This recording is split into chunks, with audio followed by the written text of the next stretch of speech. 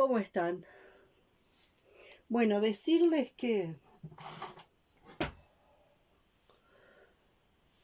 todos los días he tenido tanta cantidad de fichas, tanta cantidad de fichas, tanta cantidad de comprensiones que me hubiese dado para grabar un video por día.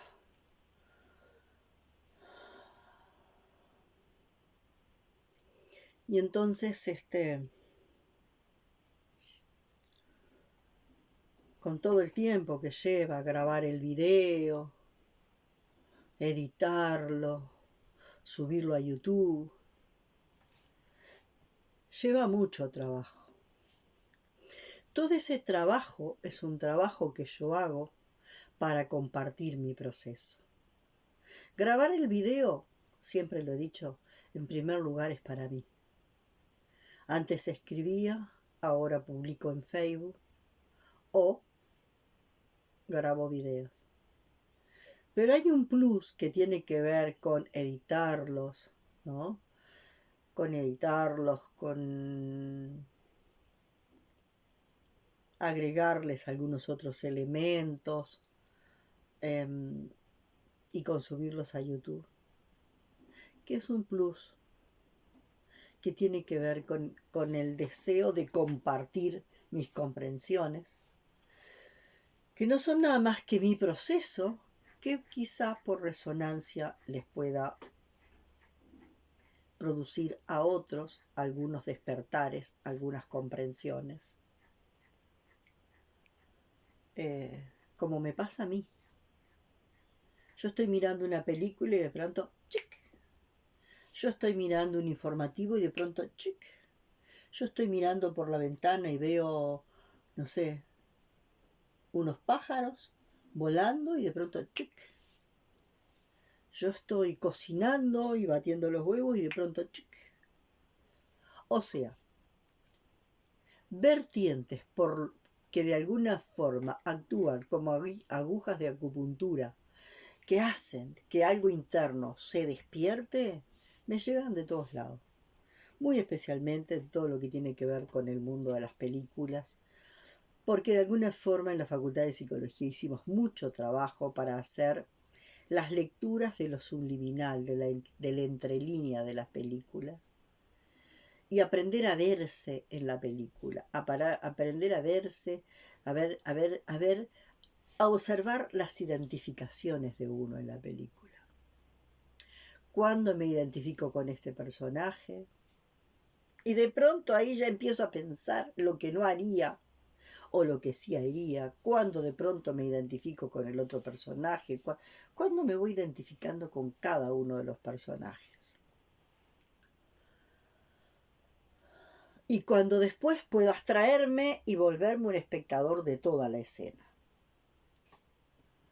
Como les decía, me hubiese dado para grabar un video por día, inclusive hasta más. Yo pensaba, ¿no? ¿Cómo podría ser la medida de una vida?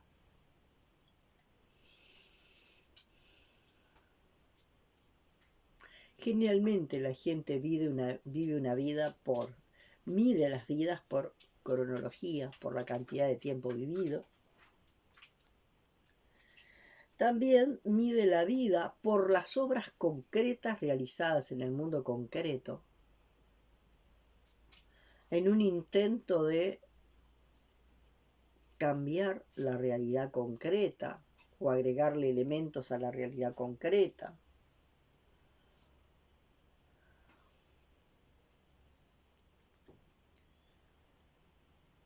Hay otra forma de entender y valorar la vida por la intensidad de las experiencias y otra por la profundidad del proceso.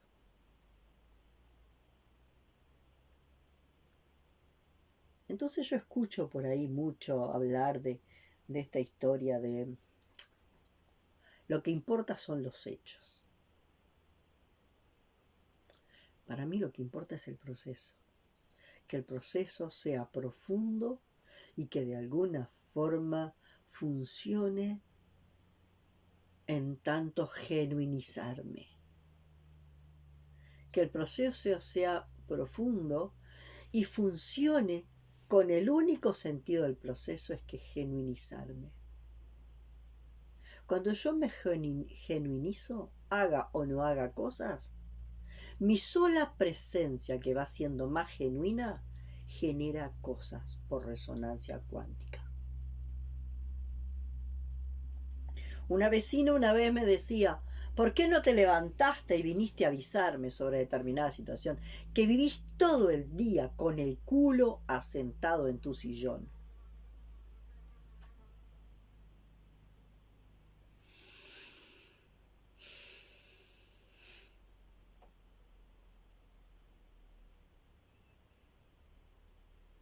¿Qué podía responder? ¿Qué puede responder uno a un juicio de ese tipo?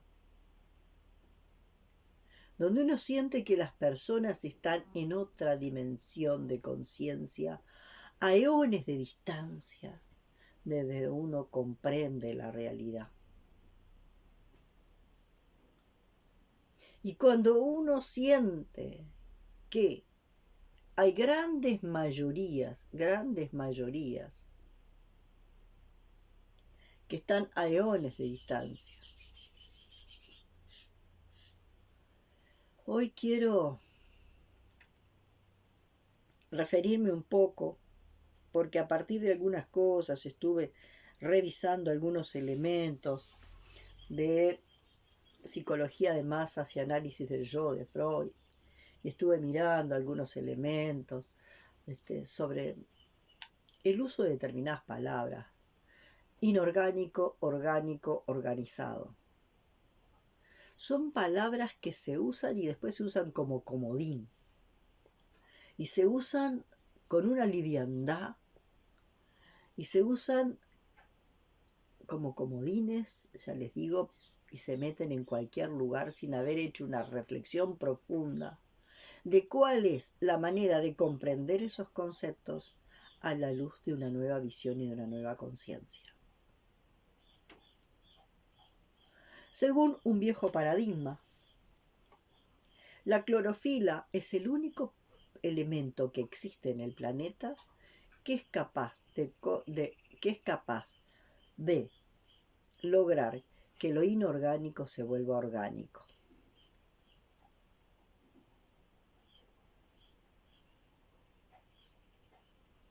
Entonces ahí hay muchos. Yo vengo elaborando esto en algunos de los videos, y comencé a hacer una elaboración de estos temas y los dejé en el lugar hasta donde había llegado en determinado momento, ahora revisando, quizás, bueno, uno cada vez que revisa, reorganiza y reconfigura su percepción y por lo tanto su comprensión, ¿no? de la existencia. No digo comprensión de la realidad, digo comprensión de la existencia. Entonces, desde ese lugar, lo que supuestamente no tiene vida sería lo inorgánico. Y lo inorgánico corresponde al reino mineral, según un viejo paradigma, ¿no? Lo orgánico comienza con el reino vegetal, que es capaz de transformar lo inorgánico en orgánico por la función de la clorofila. Hay otros elementos del reino vegetal que supuestamente no utilizan la clorofila y de alguna forma también están vivos, pero digamos que son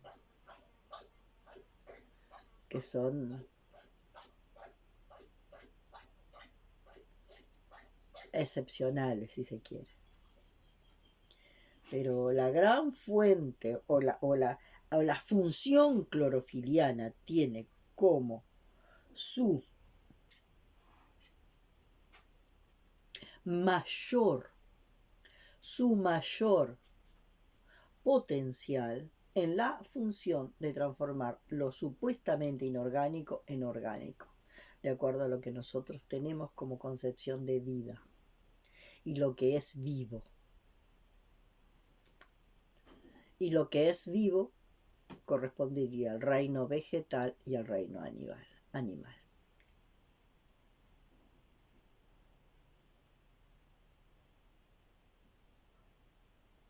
Entonces ahí hay una historia de qué es vivo,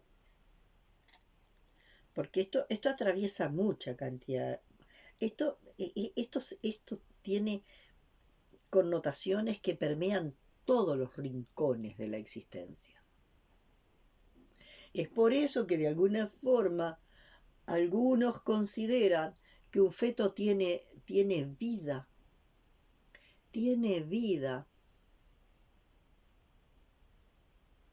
a partir del tercer mes.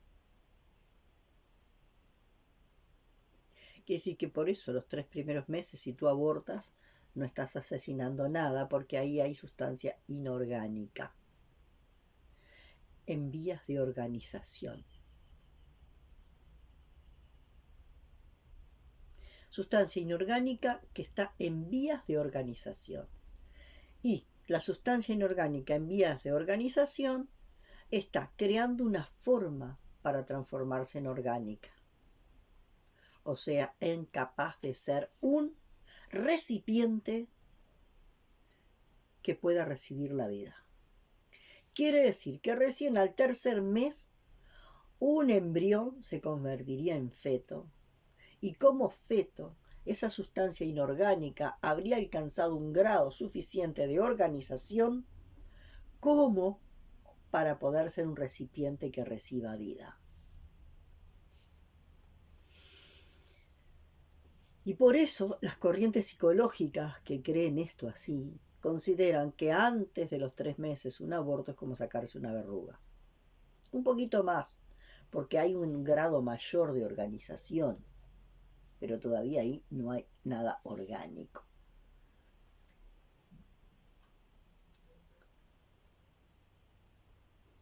Y entonces, bueno, su argumento tiene una validez en función del paradigma en que están. Su argumento es válido de acuerdo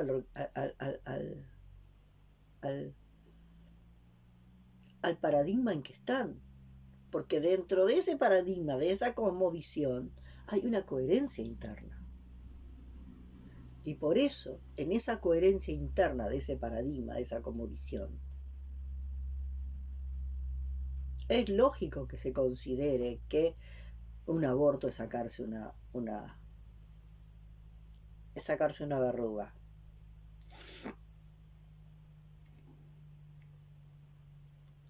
Ahora, ¿nosotros consideramos vida?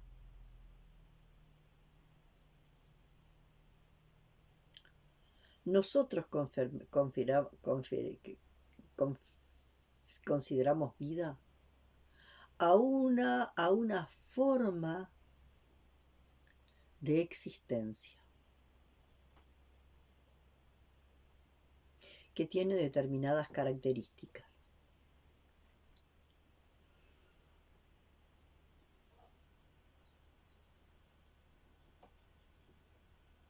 Entonces, a esa forma de existencia que tiene determinadas características le llamamos vida. Y la contraponemos a lo que supuestamente es no vivo.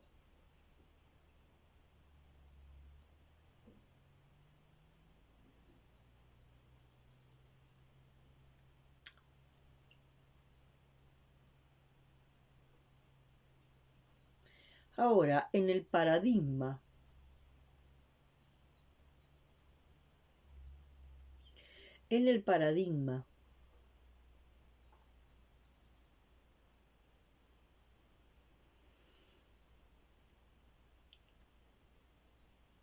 donde nosotros podemos comenzar a pensar que la realidad primera es la conciencia, o sea, en las 3 metafísicas subyacentes a los 3 paradigmas científicos. Hay un video o 2 o 3 que tocan este tema, para los que de alguna forma miran un video suelto para acá o para allá y no tienen la continuidad de mirar todos los videos. bueno, les queda todo colgado con alfileres, porque yo hago siempre, yo me apoyo en otros videos, porque en un solo video yo no puedo poner, no alcanza la extensión como para poder hablar de capas y capas y capas de comprensiones. En realidad, eh,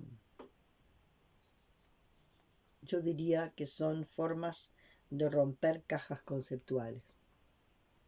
La conciencia rompe cajas conceptuales. Y eso lo voy a explicar después. Entonces, si yo les hablo de los tres paradigmas científicos y las metafísicas en los que los tres paradigmas científicos se basan y no han visto ese video, no van a entender de qué hablo. El paradigma del monismo de la materia, el paradigma del dualismo, materia-conciencia, y el paradigma del monismo de la conciencia. Si nos paramos, si nos ubicamos, si nos situamos en el paradigma del monismo de la conciencia, todo es conciencia. La esencia en su propósito de devenir en existencia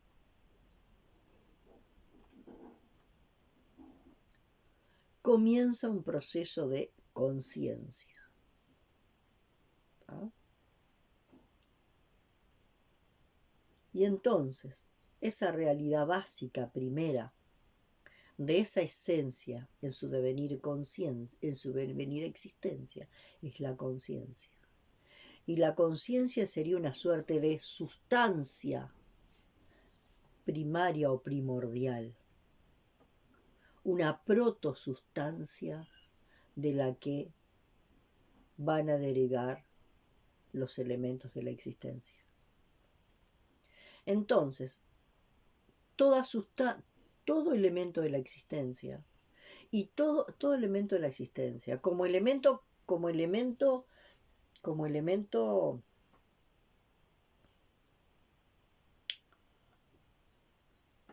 individual o como lazos vinculantes de esos elementos individuales. Todo eso sería el fruto de una conciencia que en su proceso de expandirse se va refinando. ¿No? Entonces,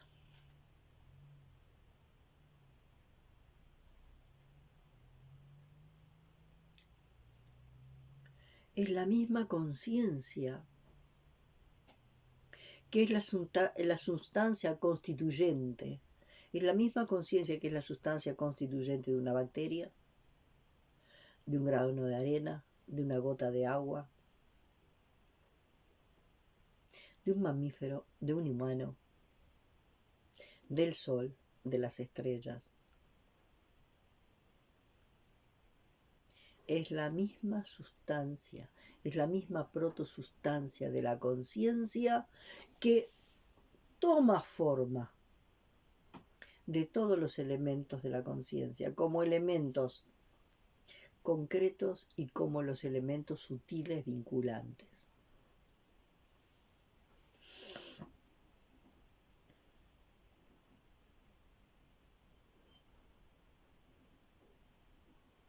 Y ahí nos damos cuenta que esos supuestos elementos concretos están en su nivel de concretud.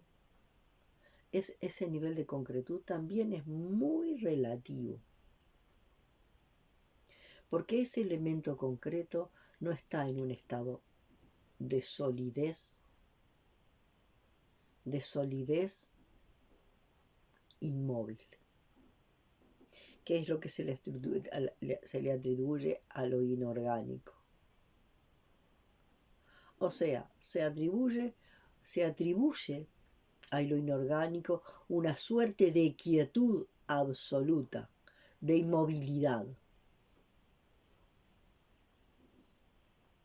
¿Ah? Una suerte de inmovilidad. que se le atribuye a lo inorgánico. Una quietud eterna, una especie de inmovilidad.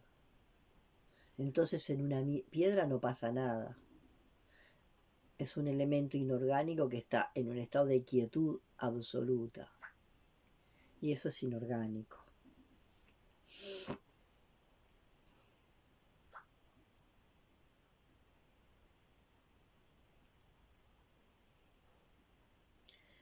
Entonces, si nosotros observamos desde este tercer paradigma,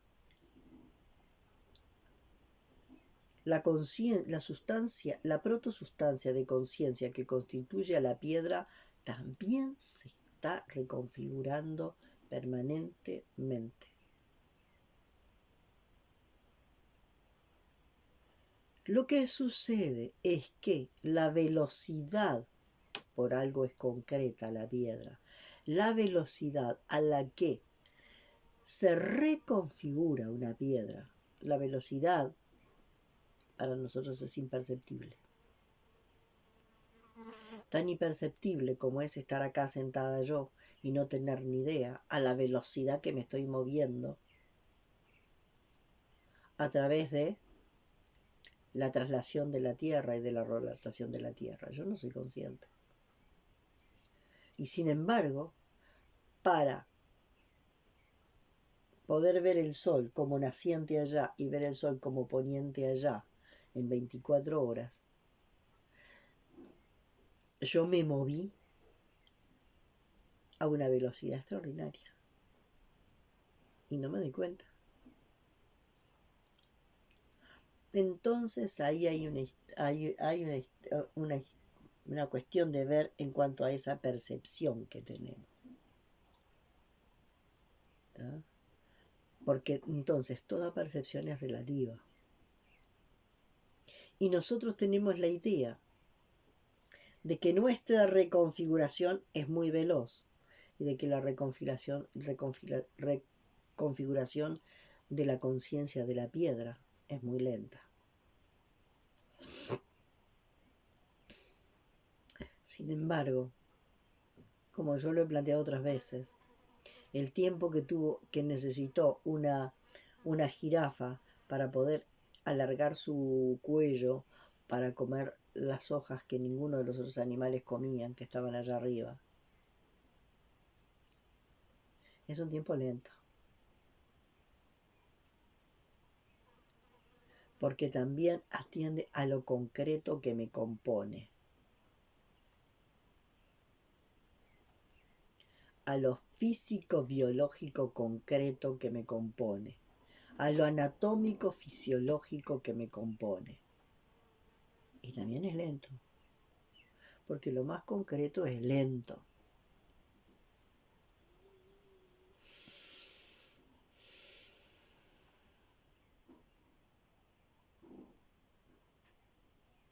Por eso la sanación de una enfermedad instalada en el cuerpo no es tan soplar y hacer botellas, salvo que de alguna forma ese síntoma, al abrirse, conlleve, cosa que no es muy común,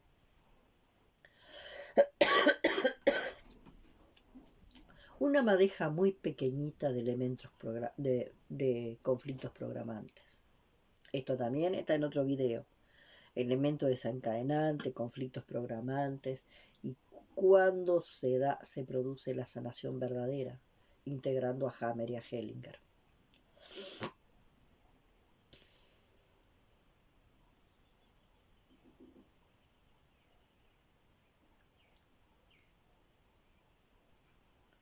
Bueno, en este sentido,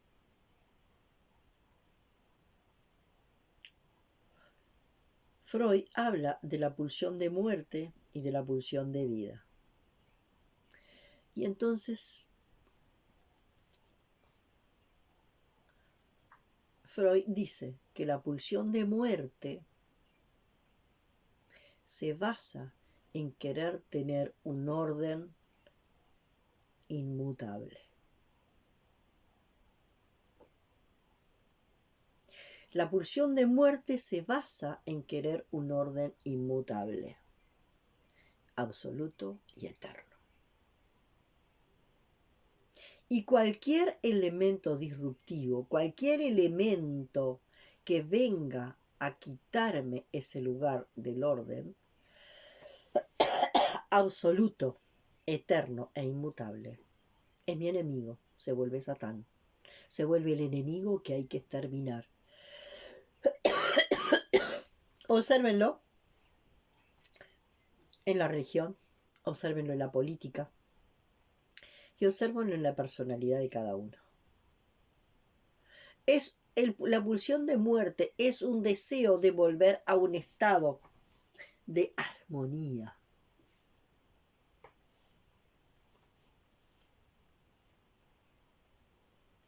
Eterna. Observen a la gente, a los vendedores de armonía, armonía, armonía. Los vendedores de armonía, armonía, armonía. Los vendedores de paz y de armonía están tomados por la pulsión de muerte. Totalmente tomados por la pulsión de muerte. Porque tienen terrible conflicto con el conflicto. Tienen terrible conflicto con el conflicto.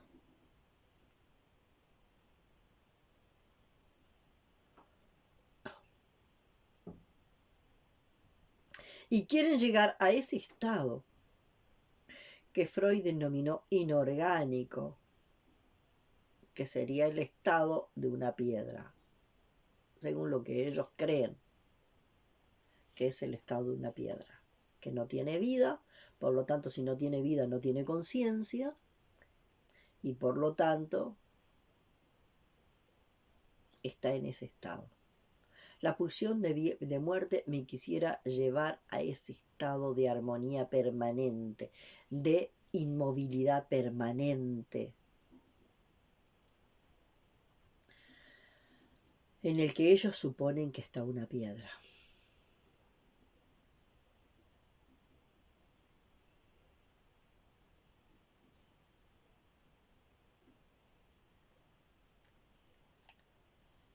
Entonces, ¿qué es lo que pasa con la pulsión de muerte? La pulsión de muerte te coloca en uno de los polos del plano 4. Y en el otro polo del plano 4 está el enemigo que te quiere sacar de esa armonía perpetua. Y ese que te quiere sacar de la armonía perpetua es tu enemigo. Es Satán. Hay que demonizar al que te quiere sacar de la armonía perpetua. Hay que demonizarlo a como dé lugar. Porque yo quiero estar en esta armonía perpetua. Y esa armonía perpetua es la armonía inorgánica. De un estado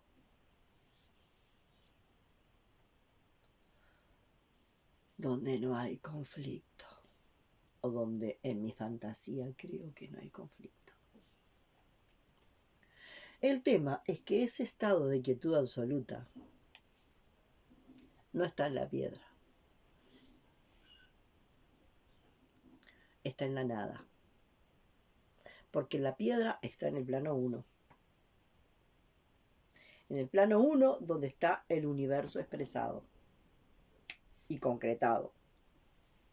Concebido y concretado. En el plano 1 está el universo concebido y concretado, condensado. Y esa piedra forma parte de esto. Quiere decir que estaba la nada arriba, la nada arriba. Esa nada dentro de sí tiene un dentro de la nada empieza a nacer un propósito. ¿No? Dentro de la nada empieza a nacer un propósito. Y al empezar a nacer un propósito dentro de la nada empieza a crear algo que van a generar el proceso de devenir en crear un todo. Un todo que nunca llega a ser un todo total. Es una pretensión de todo. Es una pretensión de todo que se va formando con los algos que van cayendo como gotas y constituyen ese plano uno que pretende ser el todo. Entonces imagínense un reloj de arena. Arriba está la nada. Y la nada empieza a caer para convertirse en todo. Entonces, es extraño porque en el reloj de arena, en este reloj de arena, arriba no habría nada. Y en el pasaje por el medio es donde empiezan a caer algo que se intentan convertir en todo.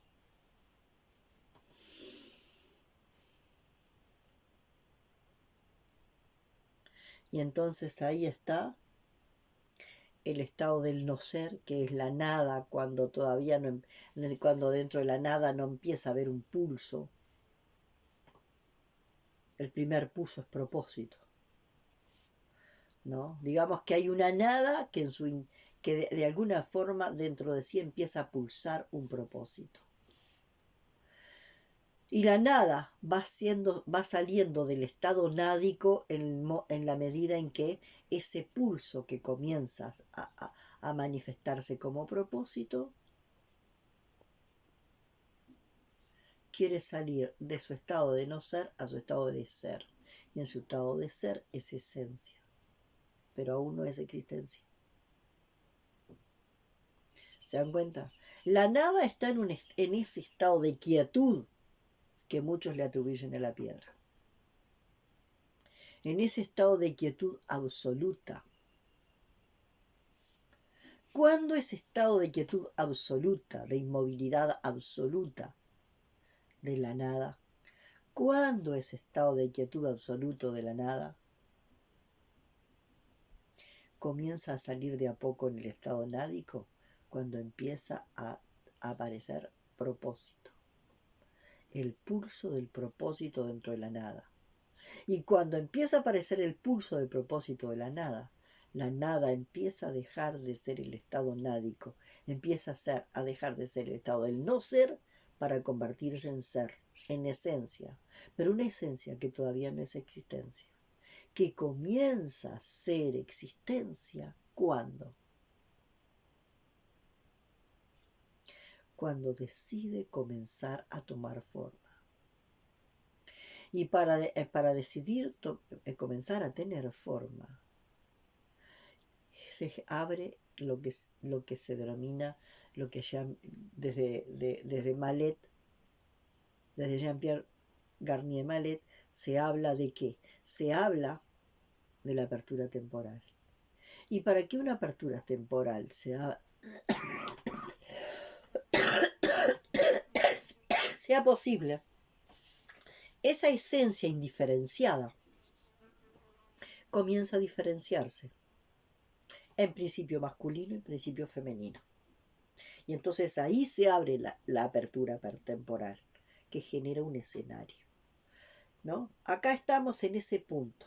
Estábamos la nada, en la nada empieza a pulsar un propósito, ese propósito desciende, y del estado de no ser empieza a ser. En la medida en que empieza a ser esencia que empieza a sentir el pulso de ese propósito, y esa nada empieza a salir del estado nádico, y entonces ahí esa esencia se abre en principio masculino y principio femenino, lo que genera el escenario. Entonces es ahí donde esa esencia que ya tiene el pulso, el propósito, porque está saliendo del estado nádico, esa esencia empieza a encontrar va a encontrar abajo el escenario, pero encuentra otros planos intermedios que serían planos de preparación del escenario del plano 1.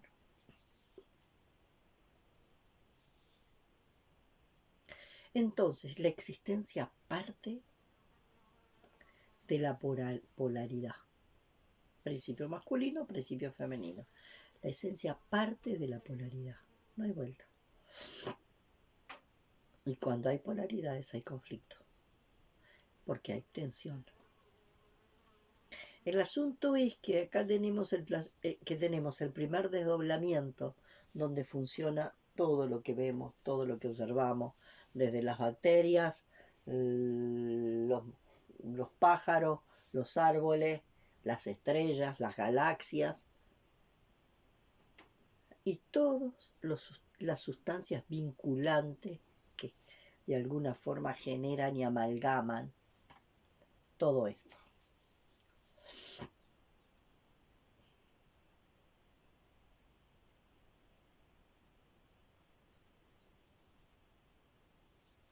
Entonces fíjense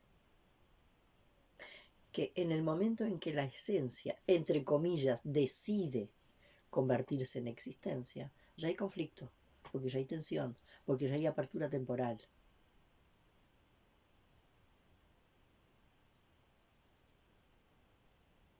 Y ya hay esto de tensión, distensión, tensión, distensión, que es que el principio femenino y masculino hacen esto. Se acercan, se fusionan, entran en ficción y se separan. Se acercan, se atraen, se acercan, se fusionan, entran en fricción y se separan. Se atraen y se fusionan, entran en fricción y se separan. Se atraen y se atraen y se fusionan, entran en fusión, se rechazan, se repelen y se separan. Y este es el movimiento de la existencia en todo en general lo que existe.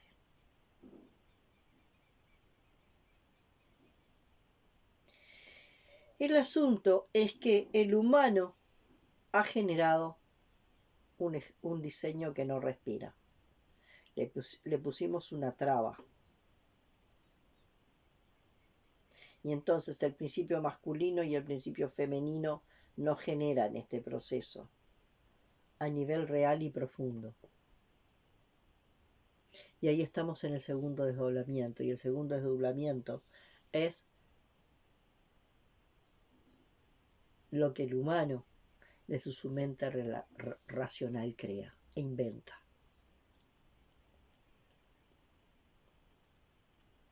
Y entonces ahí, a partir de ahí, en un polo del plano 4, estoy yo, que quiero armonía perfecta y permanente y eterna. Y acá está Satán. Yo que soy Dios y quiero la armonía de la inmovilidad eterna. Que no es la piedra, es allá. Es el estado nádico. Y de este estado está esto que no me permite y lo que tengo que exterminar. Cuanto más quiere exterminar un grupo a otro, más está tomado por la pulsión de muerte. ¿Por qué? Porque cuando hay vida, la tensión se puede reconocer, explorar y resolver adentro. Yo puedo percibir, reconocer, explorar y resolver la tensión dentro de mí y no yo contra ti. Y esto es lo más claro. Esa adicción a la fantasía de la armonía, eso es pulsión de muerte. Cuando comenzamos a dejar de tener conflicto con el conflicto, eso es pulsión de vida. Porque entonces como no tengo conflicto con el conflicto, este proceso se da sin problema. Atracción, fusión, ¿no? Atracción, fusión. Fricción, rechazo, separación. Y vuelve de vuelta. Atracción, fusión, compenetración profunda. Y luego tenemos que aparece el otro polo, la fricción. Y la fricción trae rechazo y por lo tanto separación. Y esto es el proceso de un diseño que respira.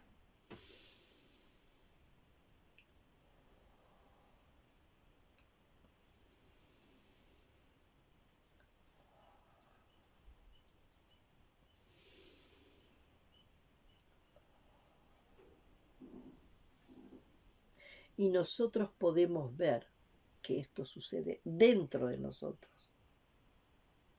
En vez de colocarnos nosotros de este lado, identificados con ese supuesto Dios, e identificar al otro como a Satán. No, acá está.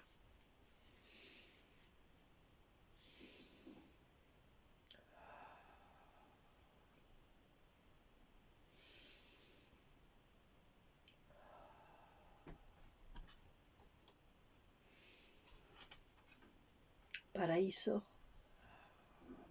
infierno. Paraíso, infierno. Paraíso, infierno.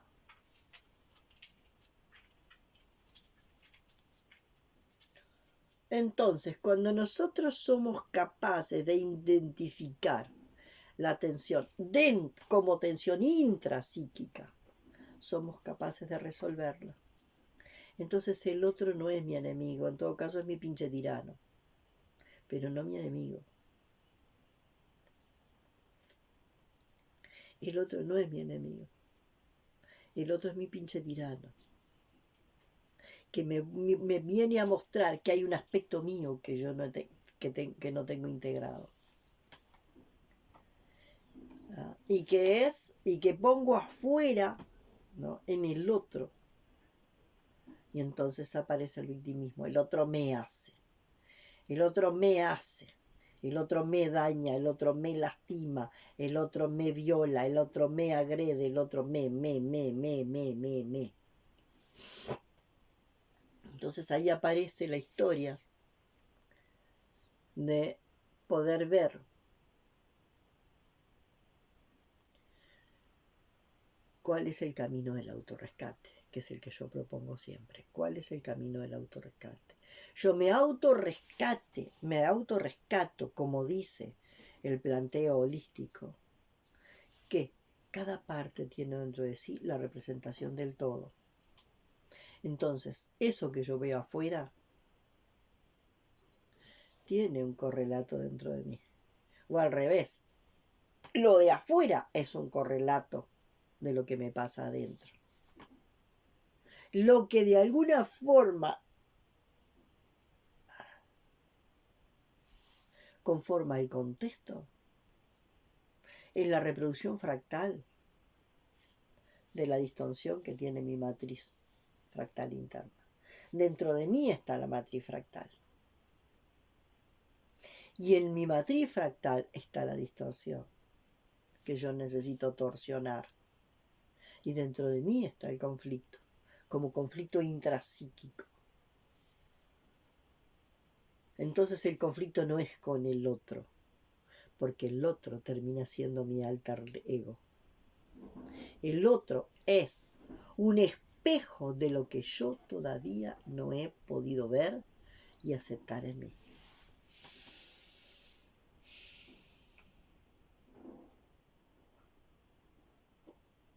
Entonces estamos recién empezando un camino.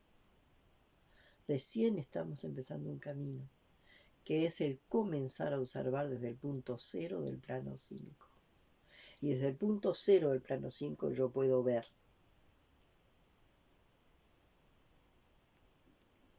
a mi Dios y a mi Satán. O sea, a lo que tengo divinizado y a lo que tengo demonizado dentro de mí. Resulta que yo tengo divinizado el rojo y tengo demonizado el verde. Pero viene alguien que tiene divinizado el verde y demonizado el rojo. Y ahí se armó de pelote, porque yo no lo tengo resuelto adentro.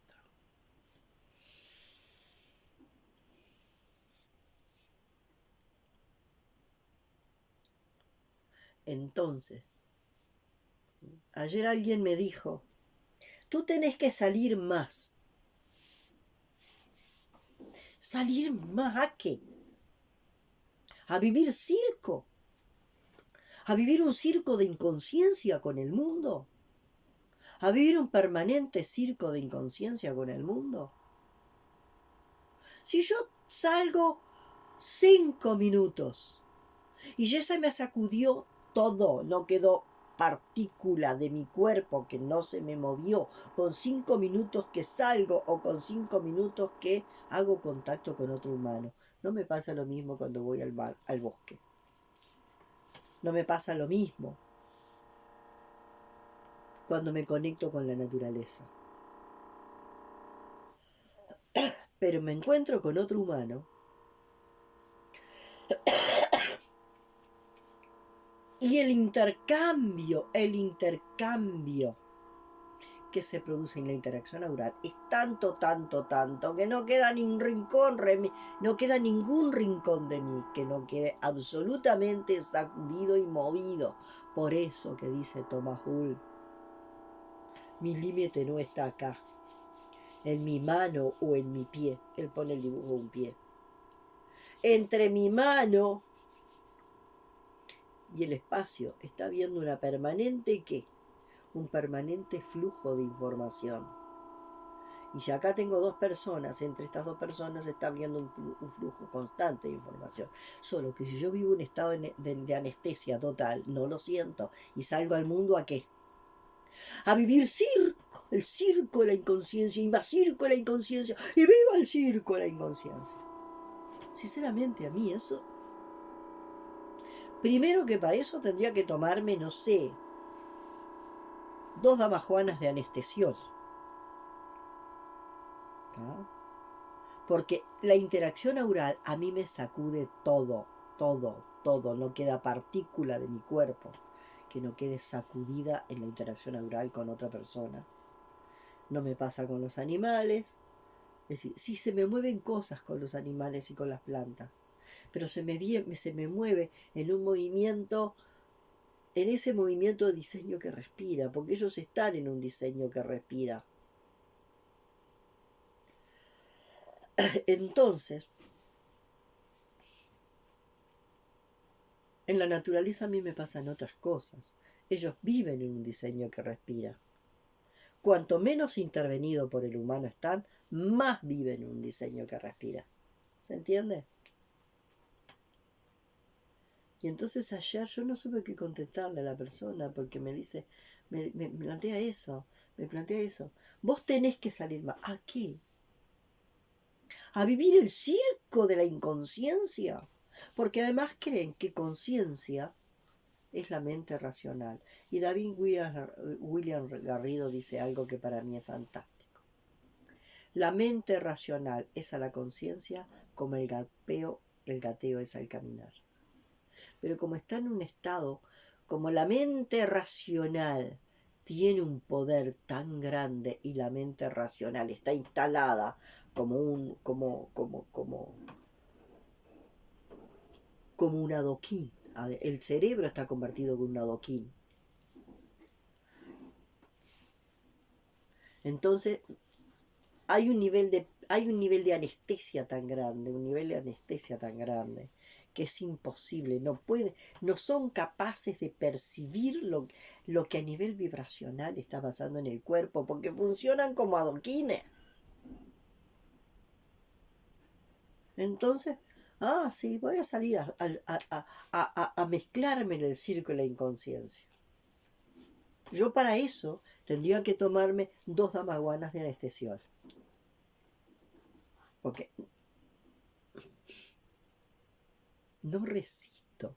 Mi estructura no resiste. Tengo 40 años de estar intentando fortalecer mi membrana y no he logrado fortalecer mi membrana como para poder estar en un lugar donde se arme circo y yo poder bailar en ese circo sin que me pase nada.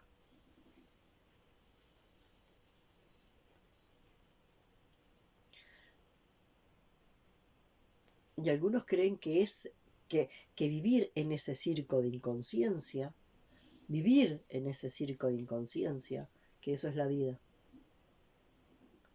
Y para mí la vida es otra cosa. La vida tiene que ver con esto, con ser consciente de lo que está a nivel vibracional, a nivel vibracional está sucediendo todo el tiempo en mi inconsciente biológico. Mi inconsciente biológico está en movimiento permanente. Mi inconsciente biológico está en movimiento permanente. Y quizás si yo a veces digo que estoy un poco cansada, tiene que ver con esto. Porque a mí no me ha quedado hasta el momento actual otra opción que vivir en proceso continuo. Porque aparentemente eso es lo que yo elegí y eso es lo que vine.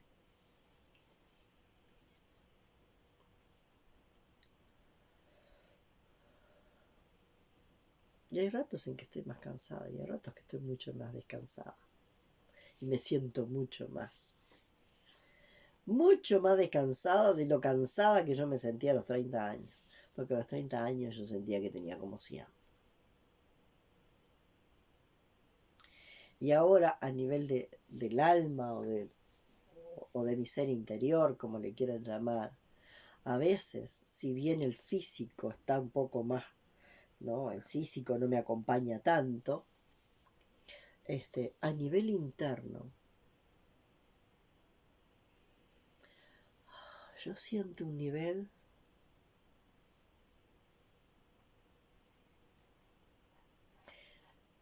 de una serenidad, la serenidad maravillosa que viene después de una terrible tormenta. Y yo de verdad siento que esto es pulsión de vida. Este proceso continuo que sucede en mi inconsciente biológico, esto es pulsión de vida. Está pasando todo el tiempo. Yo siento todo, yo siento las vibraciones permanentes en todo mi cuerpo. Yo siento todo eso. Todo el tiempo. Siento una vibración constante, ¿no? Como si fuera un instrumento musical cuyas cuerdas están todo el tiempo. Un instrumento musical que estás ahí y que lo toca el viento. Entonces, ¿para qué voy a ir a meterme en el circo de la inconsciencia? Un lugar donde, para poder sobrevivir ahí, tengo que tomarme 2 damajuanas de anestesiol. Si para mí la vida es esto. Si para mí la vida es esto. Sentir este movimiento permanente en mi inconsciente biológico que me hace sentir viva. Y que se siente en la respiración y que se siente en todo.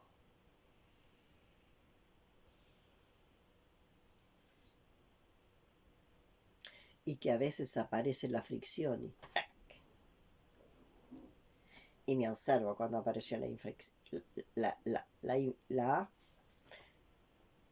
fricción. Y en la fricción aparece, antes de la fricción hay una trancadera, ¿no? Es así. Primero aparece la trancadera. ¡Ja! Y luego identifico la fricción y la respiro. Y entonces algo pasa en esa fricción. Antes de la fricción aparece una trancadera. Alguien dijo algo y me tranqué. Desde la trancadera no puedo hablar, porque si hablo de la trancadera, estoy hablando desde lo reactivo.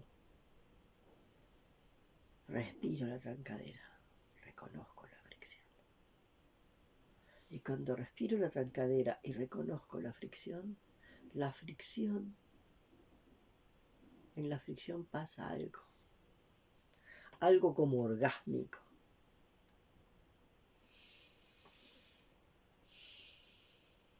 Bueno, esto era lo que quería decir hoy. No sé si queda claro, preparé todo para poder usar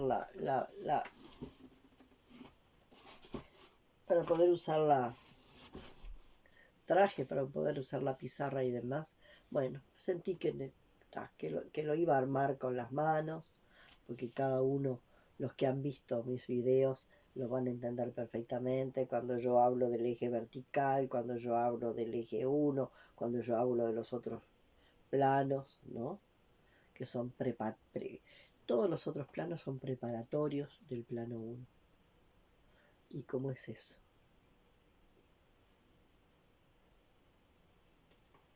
Ese retorno necesario,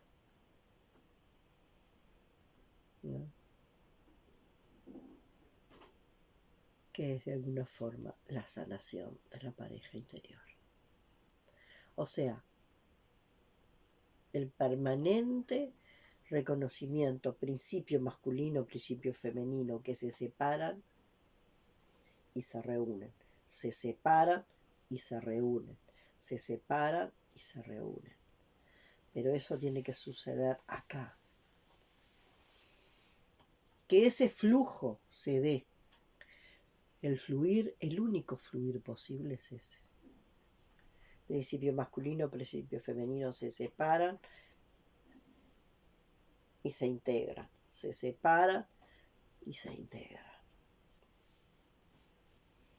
Bueno, me salió largo el video. Aún así, para grabar todo lo que me ha pasado en estos últimos días, yo tendría que grabar 10 horas de corrido y no me alcanzaría. Bueno, hasta la próxima.